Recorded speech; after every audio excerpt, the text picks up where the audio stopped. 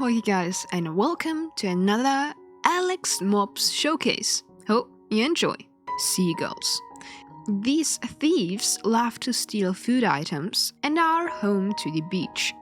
Breedable with cod, nonetheless they aren't only an annoyance. If a treasure map is equipped and a lobster tail is thrown out of the inventory, the seagull will sit on top of the block where the treasure is located at.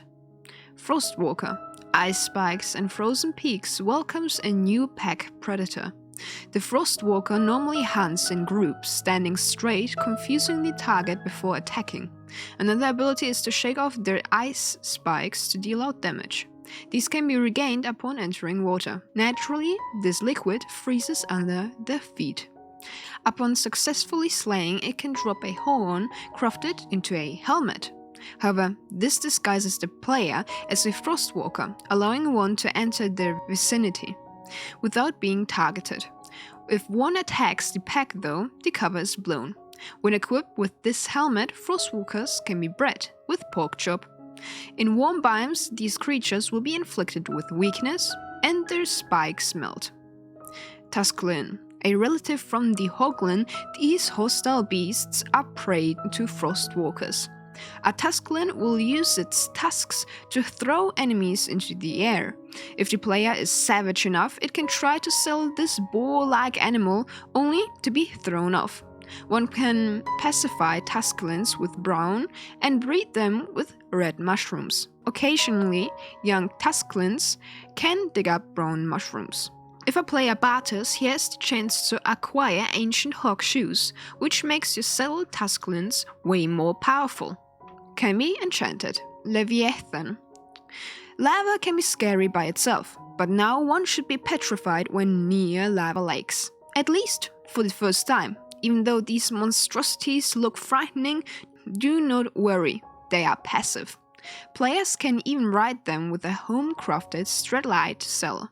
The ore used by this recipe is dropped by Stradlers or Stradpoles. 4 players can sell this beast. Another equipment piece is to control the movement of Leviathans. If both equipped, the creature is less likely to flee or submerge into the lava below. These lava tanks love to hunt crimson mosquitoes, luring them in with their vents on their back by emitting smoke. Once close enough, a Leviathan jumps and captures its prey with its mouth. If this monster comes in contact with water, it solidifies, creating a stronger obsidian beast. Breed it with crimson mosquito lava, heal it with magma cream. Cosmo. A strange lone wolf living at the edges of Ant Islands. One can tame these unknown creatures by feeding it cosmic cod.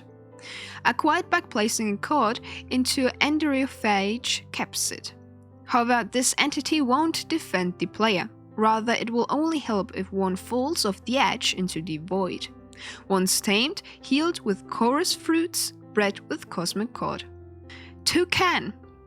These colorful little birds can be encountered in jungle biomes. When fed a specific fruit, the bird will plant the associated sapling with it. Apple for oak, banana for jungle. If fed a golden apple, the toucan will transform into a golden version and plant saplings at a much faster rate. An enchanted golden apple results in a toucan which doesn't need to be constantly fed in order to place saplings. Breed these birds with eggs. Maned wolf. Living in savannas, this wolf-like animal is completely passive. It loves to eat apples. If fed, it will shake its fur, releasing a smell that attracts nearby animals, or increases the production rate of fungus in leafcutter anthills. Can be bred with rabbit or chicken meat. Anaconda. The swamp is now the terrain of one of the most gigantic and aggressive predators of this mod, the anaconda. Firstly, the snake ambushes its prey, wrapping its body around it, causing the target to slowly suffocate. What a pleasant death. After finding enough large meals, or anything that moves around it, it will digest and even start to shed its skin. This can be used to craft a unique banner or divine lasso. Throw it to capture any mobs, including even hostiles. However, it cannot be tied to fences. Pacify the big snake with chicken, and if you are crazy enough, one can breed it with any type of meat. Anteater. Neutral animals living in jungles are the anteaters. If attacked, they group up to slash their attacker with their large claws. These creatures prey on leafcutter ants. Upon being unsuccessful, they will seek out and tear apart ant hills in order to find ants. This can result into items such as fungus, rooted dirt, etc. being uncovered. They can be bred with leafcutter and pupae. Rocky Roller. Only found in dripstone caves, these giant rocky monsters are waiting for explorers to smash into them. Even though they possess only a bit of health, they have high armor, thus can be a dangerous threat. Upon death, they can drop tough, dripstone, or rocky shell. The last item can be used to craft a chestplate, which allows the wearer to roll just like a rocky roller when sprinting. It gives the player a way of quick transportation. Plus, you can even damage entities in your way. Full damage is decreased, but in water you will drown while sprinting with the chestplate. Flutter. Lush cave biomes contain plant-like creatures. Being completely passive, these animals can be tamed with a few flowers, but each of them needs to be a different one. Once domesticated, one can make it sit, follow, or wander.